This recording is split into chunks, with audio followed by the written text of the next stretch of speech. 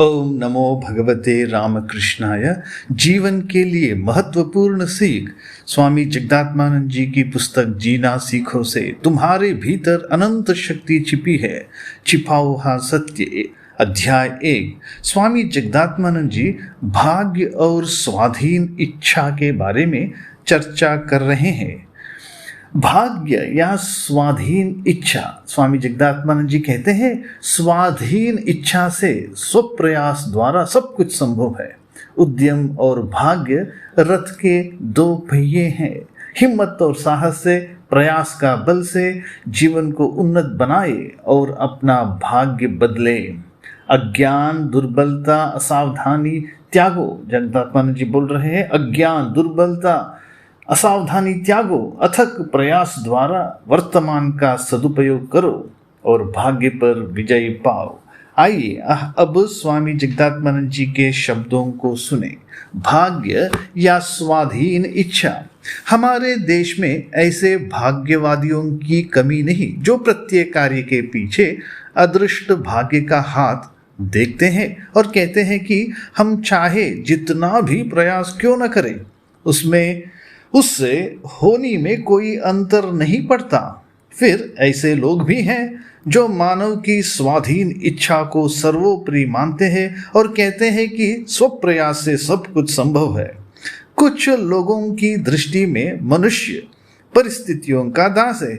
दूसरे कहते हैं कि मनुष्य अपने व्यक्तित्व के बलबूते पर परिस्थितियों को बदल सकता है। कहते हैं कि उद्यम तथा भाग्य रथ के दो पहियों या कैंची की दो छुरियों के समान हैं, पर किसी कार्य में असफलता का कारण हम भाग्य का लिखा, ग्रहों का बुरा होना या कर्मों का फल बताते हैं। इन धारणाओं का दार्शनिक महत्व चाहे जो हो, परंतु हम इस बात को नकार नहीं सकते कि अपने जीवन को उन्नत करने के लिए हमें ही प्रयास करना होगा। हमें हिम्मत और साहस के साथ आगे बढ़ना होगा। अपने प्रयासों में विश्वास रखकर संघर्ष करना होगा। एक कहावत है, मनुष्य अपने प्रयास से 6 कदम चले तो 7वां कदम ईश्वरीय कृपा का मिलता है। कार्य में उत्साह तथा अथक प्रयास के बिना कोई भी जीवन में सफल नहीं हुआ है। केवल हाथ पर हाथ धरे भाग्य की प्रतीक्षा में बैठे रहने से क्या तुम कभी सफलता के लक्ष्य तक पहुंच सकते हो? ऐसा करने से कोई भी उपलब्धि संभव नहीं। इससे तो मनुष्य कायर बन जाता है, नैतिक दृष्टि से बुराई के अधीन हो जाता है। लोग अपनी दुर्बलता के चलते गलतियां करते हैं, परंतु वे उनका दोष भाग्य या ग्रह नक्षत्रों के सिर मढ़ देते हैं। ऐसा ही एक व्यक्ति अपनी असावधानी के कारण फिसलकर गिर पड़ा, परंतु वह जमीन तथा अपने भाग्य को दोष देने लगा।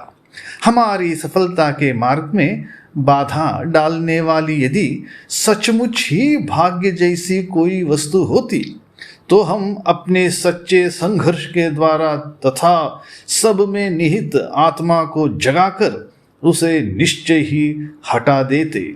यदि भाग्य इतना ही शक्तिशाली होता तो हम पुण्य पाप या आत्मा की शक्ति की बातें न करते। मनुष्य काठ का टुकड़ा या मिट्टी से बनी हुई ईंट नहीं है जो सर्वदा यही सोचता रहता है कि मैं तो अदृष्ट भाग्य के अधीन हूँ, मेरे सारे कार्य भाग्यवश हुए हैं और मेरे कर्मों की जिम्मेदारी मुझ पर नहीं है। वह अपने दुखों के दलदल से कभी बाहर नहीं निकल सकता। मनुष्य अपने अज्ञान के चलते ही स्वयं को निर्बल तथा भाग्य के अधीन बोध करता है। मनुष्य अपने अज्ञान के चलते ही स्वयं को निर्बल तथा भाग्य के अधीन बोध करता है। यह अज्ञान उसे क्रमशः पतन की ओर ही ले जाता है। वर्तमान का सदुपयोग करना मानो भाग्य पर विजय पाना है। वर्तमान का सदुपयोग करना मानो भाग्य पर विजय पाना है। ओम शांति शांति शांति। हरि ओम तत्सत। श्री राम कृष्णार्पणमस्तु।